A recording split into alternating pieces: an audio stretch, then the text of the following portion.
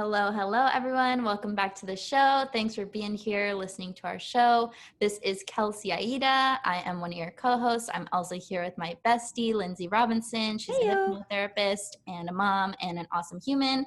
And today we have joining us Miss Hailey Lott, and she is a peak performance meditation teacher and a self-love savage. I just love her title, so I had to say it all fancy like You that. have to. But thanks for being here, Hailey. Of course. I'm so excited to talk to both of you guys. I love what you guys are doing, so it's great to connect in this way. Yeah, we're just all about helping people to live their best life and feel really empowered and raise their vibration. So that's why we wanted to have you on. And we would love to talk about meditation and breath work because we really haven't dove that deep into that topic on our show because I think it's just kind of like a given that everyone should be doing it. But I think we haven't really broken down like what's the easiest way to get started and what are some tips and tricks and yada, yada, yada. So before we dive into that, why don't you just tell everyone a little bit about yourself and how you help people specifically and like kind of how you got started in this line of work. Totally. So I think of myself, yes, as a self-love savage and also a peak performance meditation teacher. I feel like that's more of like the trade of what I do. And I got into it because my mom forced our family to do meditation yoga when we were kids. And at the time, I really didn't like it because I just couldn't sit still. And now, obviously, I'm so grateful for her to introduce that to me at such a young age because it's been monumental in my own healing. And I like to think that at the root of what I do, like even if I use all these fancy words like peak performance meditation teacher and self-love savage and functional mobility yoga instructor and all the things, that at the root of what I do is support people in being in better relationship with their ego, with the thoughts that are going on in their minds. Because I think a lot of people come to meditation and like I did as feeling like I have to clear my mind or there should be nothing going on or I should get to like this level of enlightenment like within a year or something. And that's just not how it works. But being able to be in relationship with my mind and being able to be in relationship with my emotions and the different things that are going in my physical body even allows me to show up better. And so that's really what I support my clients in doing. And self-love is a huge part of that because it's accepting yourself as you are. It's accepting the emotions that come up. So I think that that kind of sums up like almost everything I do. Yeah. And yeah. That would make, it makes a lot of sense when you put it in that light, because I don't think a lot of people would directly correlate like meditation with self-love. But when you think of self-love as the practice of bettering your relationship with yourself, and meditation is a means of improving your relationship with your ego and your thoughts and your mind, then of course it makes perfect sense that you would teach both and they're both in perfect harmony. Because I think there's this notion going around in the spiritual field that we should obliterate our egos and our ego has no value and all it does is get in the way and it just holds us back from being super spiritual and evolved. And I personally don't think that it's healthy to make any part of you an enemy, because then you just start an internal war and you don't have understanding, you can't build bridges, you don't have that state of inner peace that we're all looking for. So it's kind of like the opposite of enlightenment in my mind. What are your thoughts on the whole ego is the enemy notion that's going around? Yeah, I completely agree with you. I mean, my ego has served me in a lot of ways. And I was just talking about this with a friend a few days ago. It's like my ego has kept me safe in certain situations. And my ego, it's like I was talking to one of my girlfriends about how like being a bitch has served me in certain ways because it's gotten me to ask what I deserve for financially with pay rates and things like that, or it's kept me safe from something that happened to me out in the world and I got to say no, that's not okay. So I feel like the ego does serve us, and not only in those ways of like being a bitch when I need to be a bitch, but also to teach me what I want to work on, because certain situations it might call for me to be really strong in my masculine energy, but also maybe I took, being a bitch a little bit too far. And what is that trying to teach me? So I think that our ego is fabulous if we can learn to be in relationship with it, because it can be our biggest teacher. And there are people, you know, that I think, when I think of people that are totally enlightened, and I don't know what it's like to be them, but I think that they kind of live a egoless life when I think of like Eckhart Tolle and Byron Katie, but I'm just not there yet. I'm not at that level. And so I think that it's okay. So at my level, I'm in relationship with my ego, and it serves me to actually use it as a teacher and as a guide. Yeah, that's really beautiful. And I think it's important to note that, like, your ego, yeah, it might keep you stuck and it might keep you small sometimes, but why is it trying to do that? Because it's trying to protect you, because it loves you, because it doesn't want you to blow your mind when you're not ready to have your mind blown. Like, the ego True. doesn't have bad intentions. Sometimes it's just not great in the delivery of how it's trying to help you. It's interesting having you here and talking about, because I've heard, I guess I look at it a little differently as a hypnotherapist. I think of it as like subconscious versus conscious. And I think, from what I understand, the ego is like somewhat the translation of the the subconscious, the deep down part of you.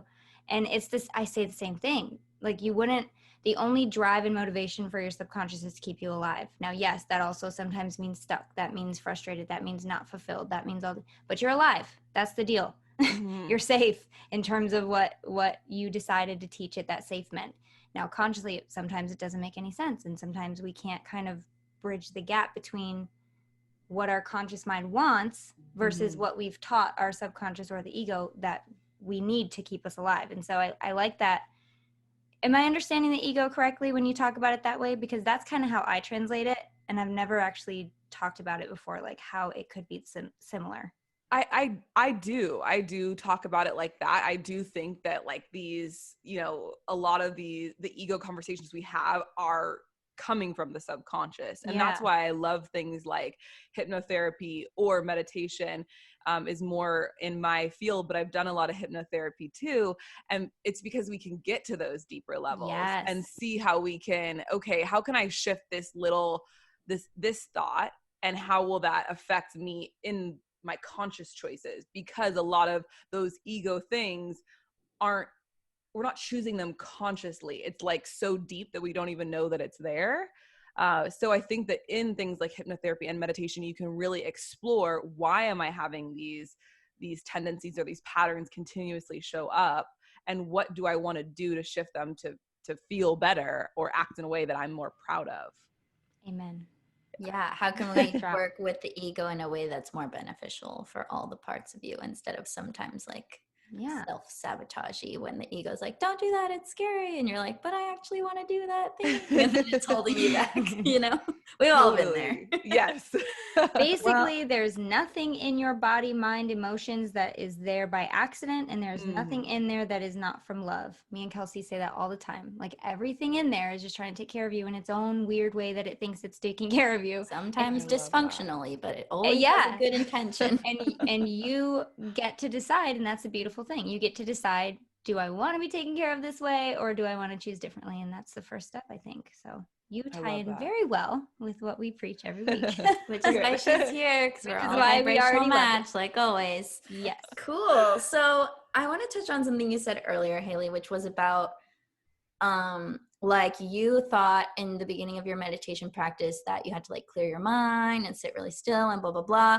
Can we just go into all those like myths and bust them right now? Because I know there's so many people listening who are like, I've tried meditating, I can't clear my mind, I don't know how to sit still, I have anxiety, I can't do this right, so I'm a perfectionist, I feel like I can't do it at all if I can't do it right. Like, can you just give some relief to the people out there struggling with these ideas, these unattainable goals? Yeah, I think you actually kind of mentioned it when you talked about that resistance to our ego or resistance to our thoughts, is that I don't know where, I mean, I guess maybe it's like images that we see of people meditating. We see like images of people like monks meditating, and it looks like really peaceful. And I have this like meme that is these 3 images of monks, and one's laughing, one's crying, and one's really peaceful, because it is a journey. So I think that we believe that, from maybe it's like media, we think that we should be having a quiet mind. But the reality is that we have an average of 60 to 80,000 thoughts in a day. And I'm definitely at like 90 or 100 average thoughts in a day. And so it's not realistic to think that we're going to be able to create that space. And maybe I'm just trying to think in my mind, like, where is that coming from? All I can think of is maybe, images that we've seen of monks, and maybe it's even, CEOs, that it's so popular now to meditate, and everyone's talking about meditation, but maybe not talking enough about the struggle that goes along with it. But when we recognize, honestly, when I first started really getting to the practice, I had a teacher that it's normal to kind of be scared when you start meditating and be like, whoa, what did I just open up? Like, my mind is wild. There's so much going on in there. And that when I give myself the space, it gets even louder. And when she told me that she felt that way, and then that's normal, I was like, oh, okay, this is like, wow, this takes a year of me just being frustrated that I can't stick with this 21-day, Oprah and Deepak meditation. Like, why can't I stick with their free meditation practices? And for some reason, when she told me that, it gave me permission to be okay with the way my practice was. And that's where the practice of acceptance and self-love of, okay, this is how my mind is. I'm really happy no one else can hear what's going on in my mind, but we're all thinking that. We all have that, stuff that's going on, but we might not talk about what's really going on, because it is a vulnerable thing to do, I think. It is. And I love that you said what your teacher told you really alleviated some of your concerns with it. When I was studying hypnotherapy and we were talking about meditating, just like having like a daily practice or whatever, I was like, oh, but 15 minutes of just sitting there, like, I can't do that. And for me, the experience was, my professor was like, look, if you can't do 15 minutes, do 60 seconds, do 3 minutes, and then you can move into 5 minutes. And then when you can do anything for 60 seconds, you can do anything for 60 seconds. You can even stop breathing for 60 seconds. You might be okay still. Right. And so when I knew that, like, okay, so I have a lot more freedom to kind of, if I don't feel like doing 15 minutes, guess what? I don't have to do 15 minutes. And it just alleviated so much pressure that I think it made me welcome it way easier than I normally would. Because if I knew that I had to sit for 15, 20 minutes a day doing nothing and just trying to force my thoughts away, which is what, they teach you essentially in the beginning, it's like torture. I can't do that. No. Yeah. It's completely unattainable. And that's that's exactly what I preach to with my clients, is starting for a minute. And then you are like, oh, this is actually kind of easy. And then you move up to just a little bit at a time.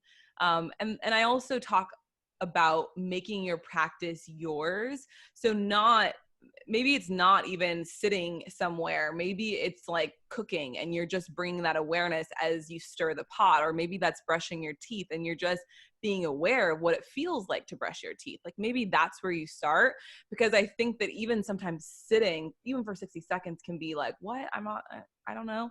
But can you bring some type of mindful awareness to whatever that might be that you already regularly do, and then keep growing that? Yeah. I liked when we were kind of touching on how everyone has different like vulnerabilities when it comes to like meditating, and how all of our practices are different. And I thought it would be fun and ultimately help a lot of listeners if we kind of go around the table here and share some of our like struggles or vulnerabilities with meditation. And I can start since it's my idea, but I love that idea. Because we just like to get real and raw on the show. So if we were like, yeah, these bitches are real, they're not just like telling us what to do and they're not fucking doing it, like, we're doing it, trust me. So for me, I have like it's kind of like this weird comparison that I do, because my boyfriend's like really great at meditating, and he goes places when he meditates. Like, he will astral travel. He'll be like, when we were meditating, I was like standing behind us, like watching us meditate, and he has like all these out of body experiences. And I'm like, what the fuck? Like, I was just sitting here being bored the whole time, like noticing that my neck was hurting, and then noticing that I was tired of sitting like upright really straight, and like noticing all these different things. And I've had like really magical meditation experiences too, but most of the time it's just kind of boring, honestly. And I feel like for me saying this is going to liberate a lot of people, because I think people expect it to be this big mystical experience all the time. And then when it's not, you just think, oh, I must be doing it wrong. You know? Totally. Yes, totally. I remember I was doing this, like I would take this weekly journey class where like a shaman would walk us through this meditation, and I would always just laugh because at the end of the class, like people would have experiences like your boyfriend, like they'd be seeing eagles fly and their ancestors. I was like, I was not seeing any of that, you know, and thinking and have thoughts of like, well, I want to see eagles fly and I want to see my ancestors. And then it was like, wait, that's not my experience. And allowing myself to have my own experience. And I, you know, noticing the little sensations of, you know, my body, just feeling my body on the ground, or feeling like my shirt on my skin, and bringing myself into sensations that I could experience, and letting myself have my experience, and knowing that we're all just so different.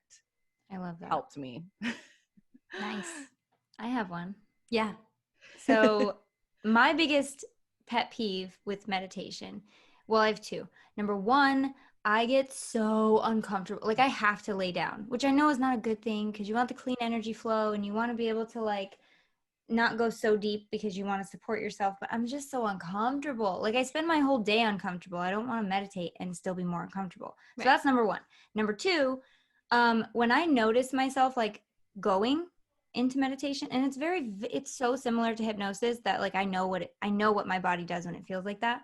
If somebody's not going through it with me, like a hypnotherapy facilitator or something, like I get super anxious. If I know I'm right on the cusp of going in, I just like, and I like shoot myself out. I think it's just like a resistance to receive whatever it is. Like my body's just like, nope, wake up, get out of there. And I don't like that. And I know it's just like, you got to practice. But I have this thing with like it's not a fear. I just have a distaste for loss of control. And so I feel like that's probably part of it too. Where like, if I recognize that I'm starting to, and I know it's not a lack of control, like I know these things, but my body takes over and it's like, no. So those two things, I think for me, the anxiety thing, I get like super anxious when I do it. Maybe my guides are talking to me and I just don't know how to translate it. And it just comes off as like anxiety. I don't know what that's to me, that's like super cool.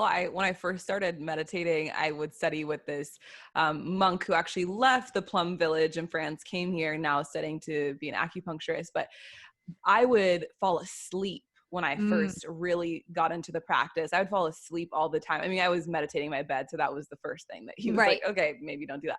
But then the second thing, he was like, yeah, sometimes you're just not ready to receive the information on the other side. And so your body just shuts down. So it kind of sounds similar to what you're experiencing, and you already know that that's probably what it is. So to me, that's really exciting, because it's like, oh, cool. Like what's on the other side of that? Like what are you going to find out? I think I'm ready. My body's just like, no, don't do it. I don't know. And my theory is like, well, one, you're a control freak, so that's a little bit, let's just put that control out there. enthusiast, okay? Yeah, and I'm allowed to say that because I'm also a control freak, so we're not judging anyone here. Right. Also, it's like when I notice people that I work with having trouble staying awake when they're meditating, I think that it's just the practice of like, you're really just, your nervous system isn't able to be that relaxed for that long in a conscious state. Like you cannot be consciously aware and that relaxed for that long a stretch, because you've just never done it before. Right. It's like running a race, like you run a little bit more every time. So every time you meditate, you can stay in that relaxed conscious state a little bit longer.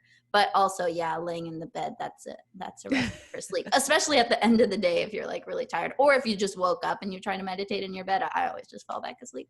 Yeah. When my teacher told me that, though, I stopped falling asleep. It was like just like something switched in my subconscious of like, oh, I'm running away from something, or I'm not like, there's something, I think maybe even like a competitiveness of like, oh, I don't want to, I'm ready for that. Like I can totally handle what's there. And then I just stop falling asleep. But I also do subscribe to the idea that you can lay down when you meditate. my thing is just making sure your spine is long. So if you're laying down and you can stay awake, you're good, because your energy's, it's still, it's free and open. And that's what I subscribe to. I also did have a teacher that said, she was a yoga nidra teacher, and she would say to leave your hand like propped up. If you're laying all the way down and you're a little bit tired, she would say to leave your hand like propped up like this. So if you did start to fall asleep, you kind of go like that, which is, it's not ideal, it's not necessarily comfortable, but that's like a little tip or trick. Okay, guys, Hailey said I could lay down, so I'm gonna lay down. With your hands up so you look like a dead or like a Barbie animal that fell down. A Barbie that got thrown up. That is amazing. I like that. I like those tips. Those are really common. And I've never actually talked it out, the anxiety thing, before. I've never actually said those words, but I really do think it's a resistance to like let myself go that far. And maybe now that I've voiced it, I'll keep you apprised of what happens. Maybe please. Maybe I'll have this transcendental like experience now. I'm hoping for that. Yeah. I'll go meet up with Kelsey's boyfriend and we'll watch her meditate together. You guys will be like in the astral having fun without me, and I'll just be sitting in my body like so bored. That's hilarious. So what I want to dive into next, also, thank you everyone for sharing. That was great. I want to kind of dive into some of our personal, like, weird tips and tricks and practices that maybe aren't super mainstream, just to help really the listener who's like, I've tried it all. What the fuck? Like, it's got to work somehow. So the things that work for us, I would love to share. Do you want to start first this time, Hailey? Yeah, I have one thing or maybe I have a few things that help me. But the first thing that came to my mind that really helped me in the beginning was setting an alarm in my phone. So I would have 5-minute morning meditation practice. And in that morning meditation practice, I just kind of check in with my body, do like a quick body scan. And all that is just literally just checking in with your body, just noticing what's happening in different areas of your body. And then I would let like a word come to mind. So it would be an intention for my day. And for a while, I would kind of work with the same word that would just tend to pop up. But what helped me is then setting an alarm like 5 times throughout my day. And it was a silent alarm, and it wouldn't say alarm, it would just say the word. So maybe it's breathe, or maybe it's love or forgiveness, whatever word comes up for you. And that helped me because every time like I would be on my phone, I would look and the word would be there. So it was like this opportunity for me to come back into whatever I created in the morning, whatever like mindfulness feeling I was able to tap into, or maybe just even like a little bit of quiet. It allowed me to kind of bring that throughout my day, and I didn't have to effort it. I didn't have to remember it on my own. My phone did the work. All of us are kind of on our phones. It's just the way things are now. And so that was something that really supported me, and also just recognizing like how powerful my breath is, and that another layer of that is that you could, see your word, and maybe you close your eyes and take a few deep breaths and try to breathe into that word. I think that even just noticing your breath, like just noticing it, that's a meditation for 1 second. If you could just feel your breath, where it is, how it's moving, what's the quality, that is so beautiful and feels so good. So I think that those are kind of the breath and then the alarms are my 2 favorite things.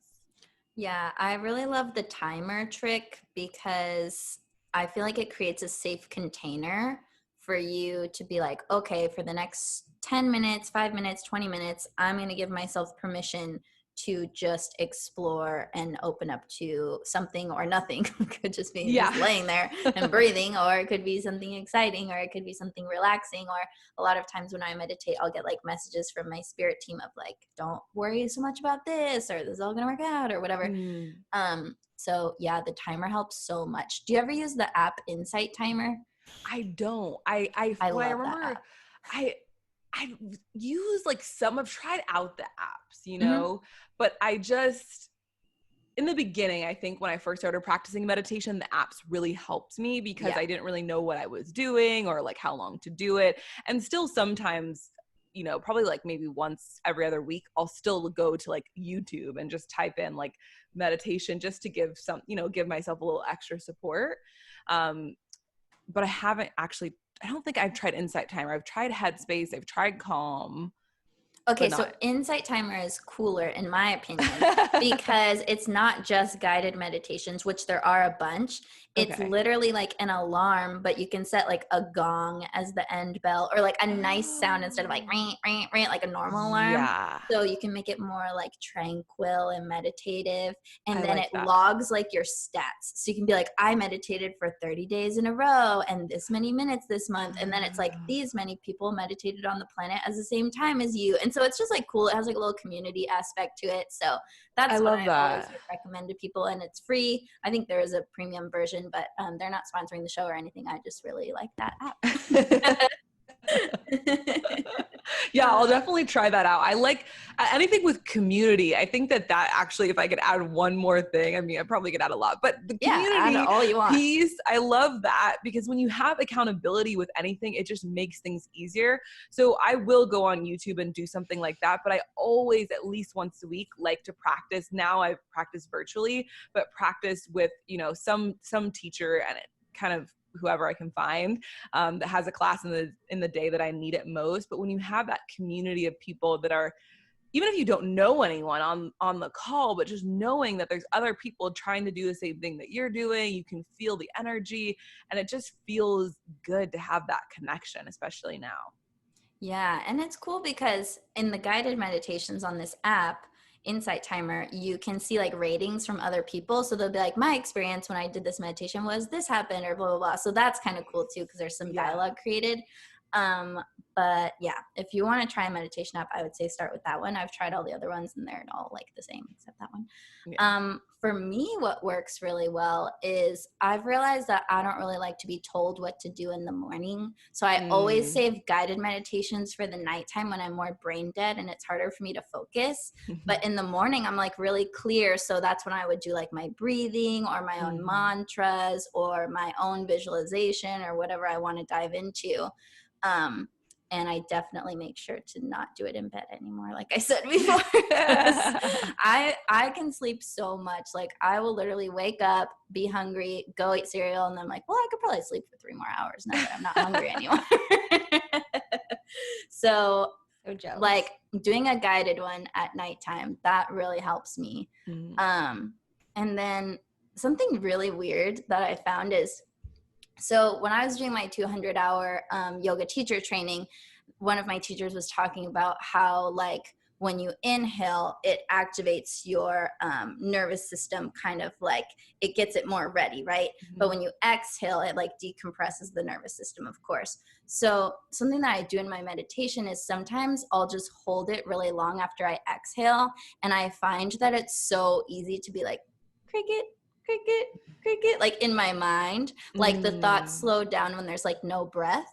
So when my body is like in complete stillness, I can feel that sensation also in my mind. And it's so cool because not that we're reaching for the absence of thoughts, like we said, because the mind is designed to think all the time. That's not wrong. That's how it's designed. But it's like when you can breathe in really big and then just breathe out, and then I just like stay there with nothing inside of me. It's like there's no air in my system and like no thoughts in my mind. And then I kind of like ride that out for as long as I can, then take a deep breath in because I'm not breathing. And then I do it again. And it's really, really cool. So if you want to go into a more relaxed state, you would hold the out breath longer. And if you want to get more activated and energized, then you hold the inhale longer. Yes. Yeah. I like doing really long breath holds, especially my breathwork practice, because it just, it's like sometimes that's where, if I do transport to somewhere, is when I'm doing the longer breath holds and just feeling the space. It's pretty magnificent, I would say. Yeah.